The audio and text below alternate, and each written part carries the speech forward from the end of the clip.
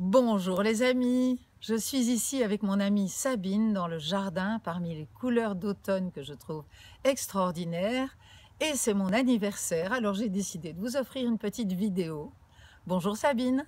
Bonjour Anne, alors de quoi as-tu envie de nous parler aujourd'hui pour ton anniversaire? C'est une bonne question. Vous savez les amis, on a un petit peu préparé quand même.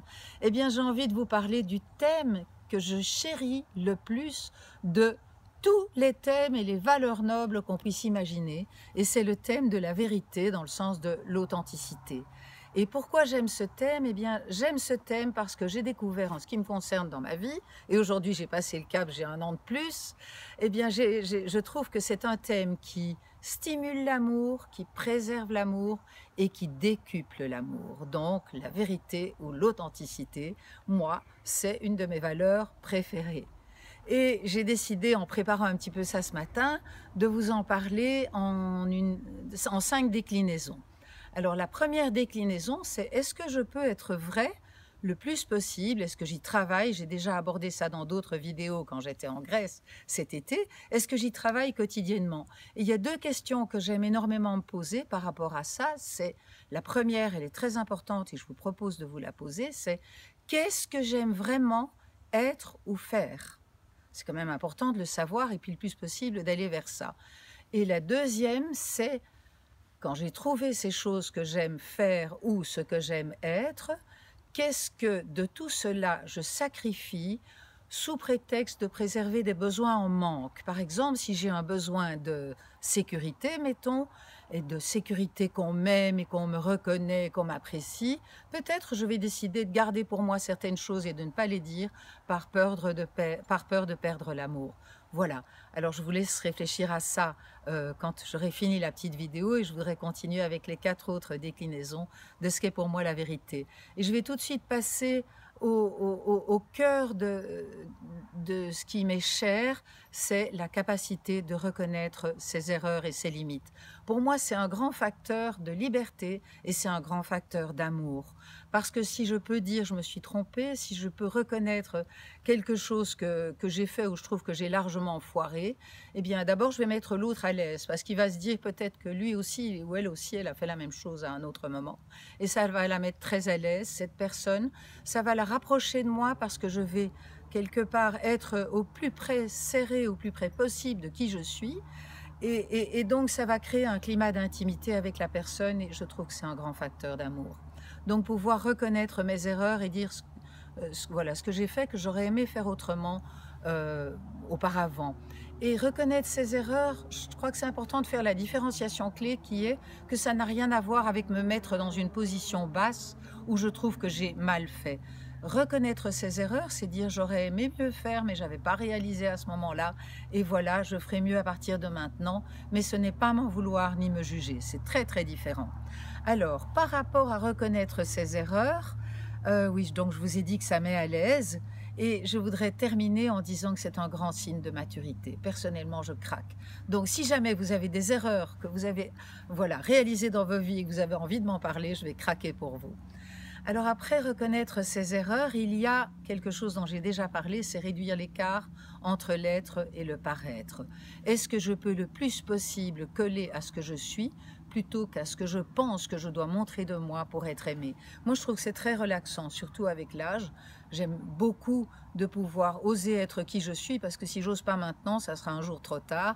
Et puis ensuite, ça me permet une grande détente et être bien avec juste ma propre peau et ça n'a rien à voir avec quelque part être complaisante, c'est pas que je vais me balader en jogging ou en pyjama à longueur de journée, mais ça a à voir avec le fait de est-ce que je me chéris, est-ce que je m'aime assez à l'âge qui est le mien, au moment de mon évolution du jour pour oser vraiment montrer qui je suis. Voilà, ça me paraît très très important et il faut savoir que plus je suis qui je suis, plus je développerai l'estime de moi. Donc il y a comme un cercle vertueux. Si je m'estime, j'ose être moi, et si j'ose être moi, l'estime de moi augmente. Alors encore un autre axe de l'authenticité ou de la vérité, et que j'adore aussi, je les adore tous en fait, un jour il faudra que j'écrive là-dessus, c'est marcher ma parole, c'est être authentique dans mes mots, est-ce que je fais ce que je dis et est-ce que je dis ce que je fais?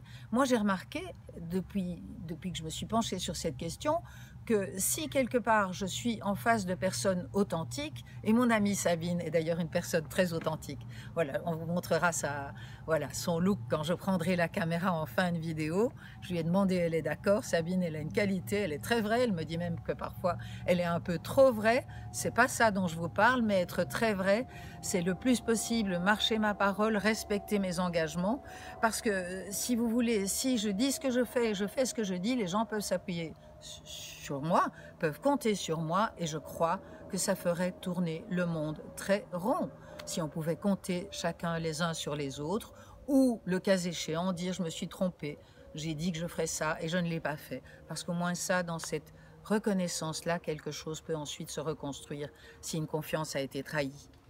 Alors, la dernière chose que je pense avoir déjà évoquée aussi avec vous, c'est de parvenir à dire sa vérité, ce qui n'a rien à voir à balancer à l'autre ces 4 vérités. Dire ma vérité, ce n'est jamais contre l'autre, c'est pour mes besoins.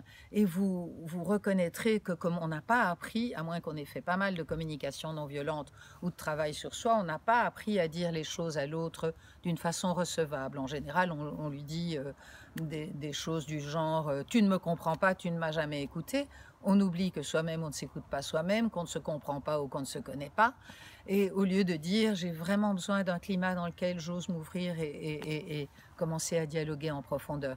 Donc, dire ma vérité, quelque part, je pense que ça fonctionne, et ça peut fonctionner très bien si je le fais à partir de plusieurs éléments. Le premier, c'est d'un cœur ouvert.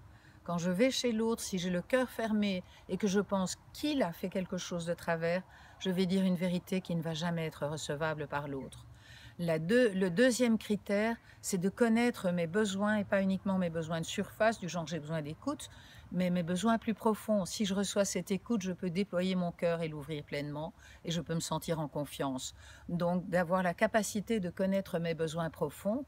Et une troisième chose qui est importante, c'est de ne jamais attendre quoi que ce soit de la part de l'autre. Je vais lui parler parce que j'ai envie de lui offrir mon précieux, mais je ne lui mets pas une pression pour qu'il fasse ce que je voudrais. Et au moins je mets de pression, au plus, eh bien, ce qui se passe, c'est que la personne, elle a l'élan du cœur de préserver mes besoins. Et en fait, c'est ce qui s'est passé avec Sabine aujourd'hui. Donc, je vais bientôt lui prendre la caméra pour la lui passer. Peut-être son stress est en train de monter, mais c'est pas grave. Voilà, et on a déjeuné ensemble. C'était vraiment adorable parce que c'était en toute vérité, en toute simplicité. Et voilà, merci Sabine. Moi, je vous dis au revoir pour un instant. Ma chère Sabine, ici, excusez-nous, je viens de couper l'image. Tu vas bien là? Tout à fait bien. Oh, qu'est-ce que tu as envie de nous partager de, je sais pas moi, par exemple, de ce que tu aimes vraiment? Eh bien, moi j'aime vraiment la chaleur humaine. Mhm. Et aujourd'hui, dans notre déjeuner avec Anne, j'ai vraiment passé un moment de très agréable. On était dans l'empathie l'une de l'autre et on était dans la chaleur humaine. Et ce sont des cadeaux de la vie. Oh, je t'adore, c'est génial. Eh bien, j'ai passé un merveilleux anniversaire avec toi et une merveilleuse promenade dans cette nature sublime que je vais tenter de vous montrer en mettant pas trop mes doigts sur l'écran. Voilà l'église et puis le petit étang. Et je ne sais pas où est mon chien, mais je crois que je vais vous laisser là-dessus, les amis. Je vous embrasse. Profitez bien de la vie.